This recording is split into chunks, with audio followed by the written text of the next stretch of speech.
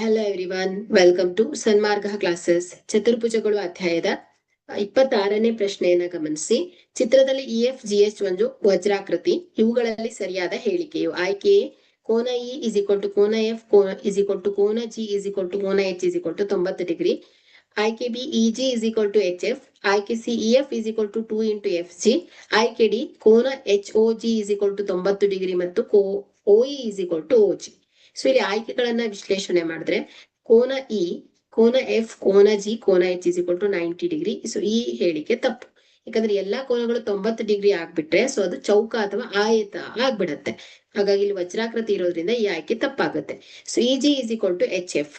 So ಇಲ್ಲಿ EG is equal to H F. ಕರ್ಣಗಳ ಉದ್ದಗಳು ಸಾಮಾನ್ಯವಾಗಿ ಸಮನಾಗಿರೋದಿಲ್ಲ ಇಲ್ಲಿ ವಜ್ರಾಕೃತಿಯಲ್ಲಿ. ಸೊ ಹಾಗಾಗಿ ಈ ಆಯ್ಕೆ ತಪ್ಪಾಗಿದೆ. EF is equal to 2FG. So ಈ ಆಯ್ಕೆ ಕೂಡ ತಪ್ಪು, ಯಾಕಂದ್ರೆ ವಜ್ರಾಕೃತಿಯಲ್ಲಿ ಎಲ್ಲಾ ಬಾಹುಗಳು ಸಮನಾಗಿರುತ್ತೆ. ಓಕೆ, ಸೊ ಹಾಗಾಗಿ ಈ ಆಯ್ಕೆ ಕೂಡ ತಪ್ಪಾಗಿದೆ. ಆಯ್ಕೆ ಡಿ ಕೋನ HOG. ಕೋನ HOG is equal to 90 degree ಆಗಿರುತ್ತೆ ಮತ್ತು HO is equal to OE ಅಲ್ವಾ. So OE is equal to OG. So OE is equal to OG. So ಇದು ಸರಿಯಾದ ಹೇಳಿಕೆ. ಯಾಕಂದ್ರೆ ವಜ್ರಾಕೃತಿಯಲ್ಲಿ ಕರ್ಣಗಳು ಪರಸ್ಪರ ಲಂಬವಾಗಿ ಅರ್ಧಿಸೋದ್ರಿಂದ ಅವುಗಳ ನಡುವಿನ ಕೋನ 90 ಡಿಗ್ರಿ ಆಗಿರುತ್ತೆ ಮತ್ತು O ಬಿಂದು ಕರ್ಣ EG ಅನ್ನ ಎರಡು ಸಮಭಾಗಗಳನ್ನಾಗಿ ಮಾಡುತ್ತೆ. ಸೊ ಹಾಗಾಗಿ OE is equal to OG ಆಗುತ್ತೆ. ಹಾಗಾಗಿ ಇಲ್ಲಿ ಕೊಟ್ಟಿರುವ ಆಯ್ಕೆಯಲ್ಲಿ ಡಿ ಸರಿಯಾದ ಆಯ್ಕೆ ಆಗುತ್ತೆ. Okay, thank you.